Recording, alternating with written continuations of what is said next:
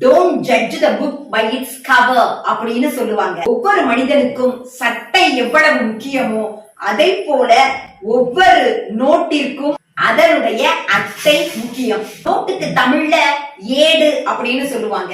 பள்ளிக்கூடத்துல நிறைய மாணவர்கள் மத்தியில நான் பாக்குறேன், நோட்டுக்கு அட்டை போடாம முன்பக்கத்தை பின்பக்கத்தை கிழிச்சு கிறுக்கி வச்சிருப்பாங்க. நோட்டை பார்த்த உடனே உங்களுடைய பெயர் ஆங்கிலத்துல எழுதுனா இனிஷியலோட எழுதுங்க, தமிழ்ல எழுதும் பொழுது முன்னெழுத்தோட எழுதணும். இனிஷியலுக்கு தமிழ்ல முன்னெழுத்து நான் ஏற்கனவே சொல்லியிருக்கேன். என்ன வகுப்பு படிக்கிறீங்க, உங்களுடைய பள்ளிக்கூடத்தின் பெயர், அது எந்த ஊரில் இருக்கிறது அப்படின்னு ஒவ்வொரு நோட்லயும் எழுதிருங்க. கிளாஸ் ஒர்க் நோட்டா, ஹோம்ஒர்க் நோட்டா, டெஸ்ட் நோட்டா, இல்ல கையெழுத்து நோட்டா அப்படிங்கறதையும் தெளிவா எழுதிடணும். நல்லா படிக்கிற பையன் அப்படின்னு ஆசிரியருக்கு உங்க மேல ஒரு கருணை வந்துடும்.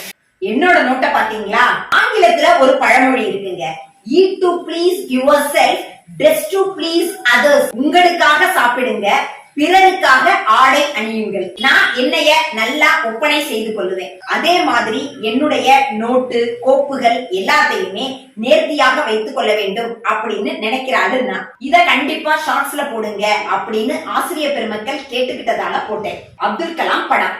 நீ யாராக இருந்தாலும் பரவாயில்லை, நீ எண்ணுவது விண்மீனாக இருந்தாலும் உன் உழைப்பால் நீ எண்ணியது உன்னை வந்து சேரும், நீ நீயாக இரு.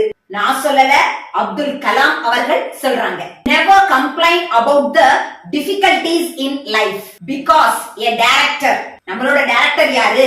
God. Because a director always gives the hardest roles to his best actors. ஆக உங்களுடைய வாழ்க்கையை பற்றி யாரிடமும் புகார் கூறாதீர்கள். அப்துல் கலாம் ரொம்ப பிடிக்கும்.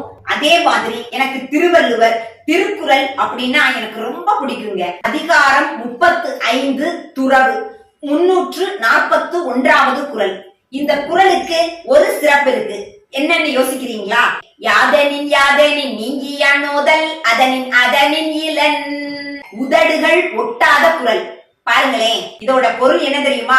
எவற்றையெல்லாம் நாம் ஒட்டாமல் வாழ்கின்றோமோ அவற்றினால் நமக்கு துன்பம் எப்பொழுதும் ஏற்படாது. எந்த பொருளிலெல்லாம் நமக்கு பற்று இல்லையோ அந்த பொருளால் நமக்கு துன்பம் பற்றாது.